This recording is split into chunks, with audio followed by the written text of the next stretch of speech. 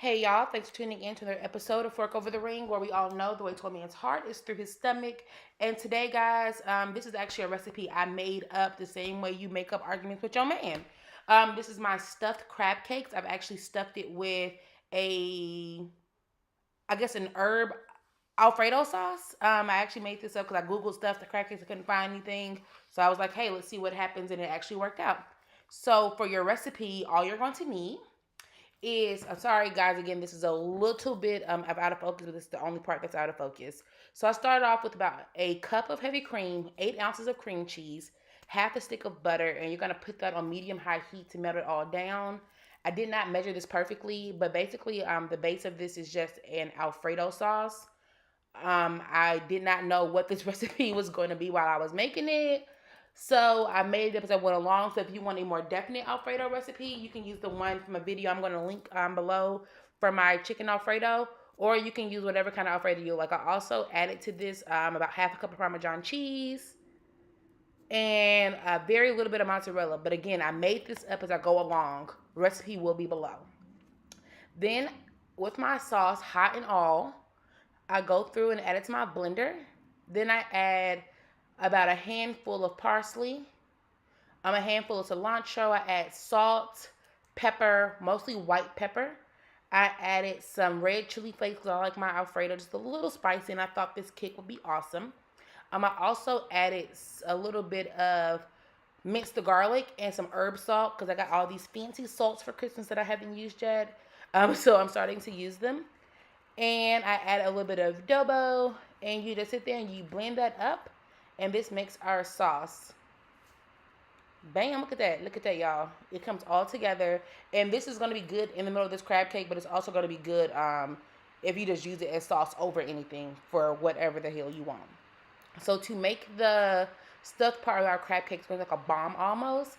So I am freezing my sauce. So I take my sauce, I put it into ice trays, and freeze it. And this is a good method if you want to make anything that you want a liquid and center that you have to bake or fry.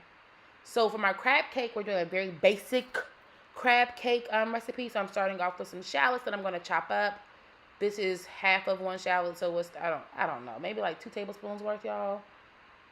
Yeah, that's about 2 tablespoons. I ain't that slow. Then to that I add excuse me.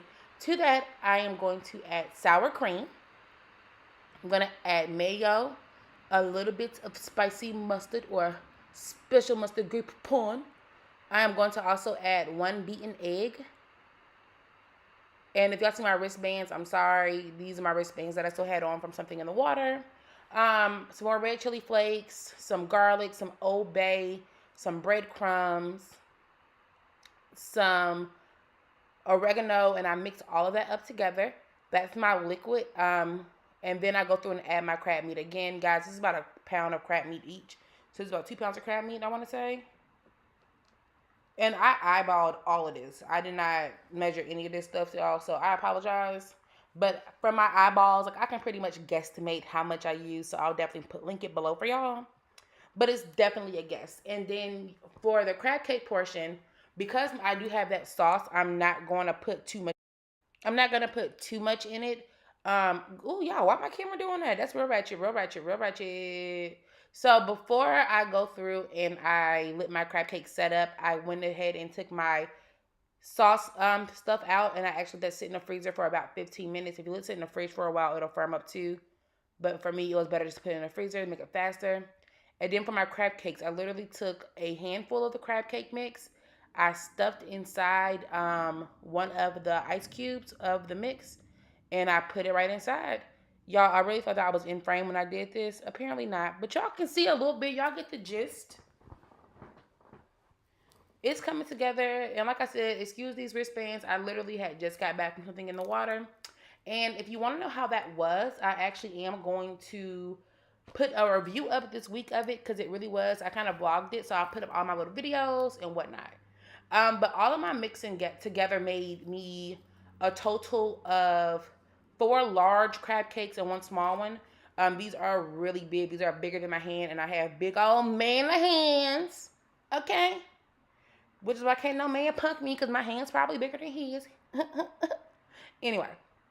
So, I'm going to let these crab cakes firm up for about 30 minutes in the fridge. And then when it comes to frying them, my cast iron skillets were both occupied. So I took a not so big, shallow skillet to fry them up.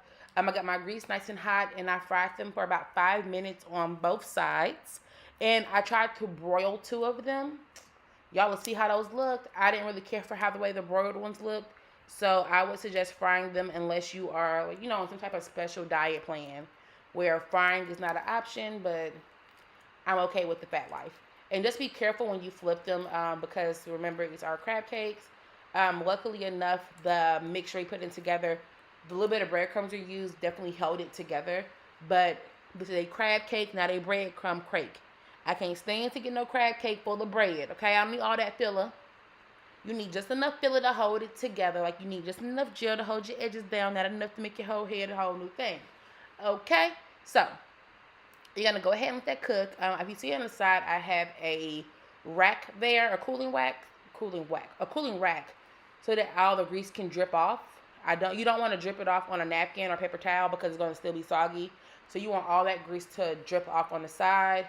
And if you properly cover your your sauce ball with the crab cake or meat or the mix or whatever, you won't have to worry about any of it leaking out, especially if you let it set in the freezer for a little while. This recipe is actually pretty quick. The only part that's long about it is the waiting part. So once you mix everything up and let it sit, like the 15 minutes in the freezer, the 30 minutes in the fridge, that's the longest part of this.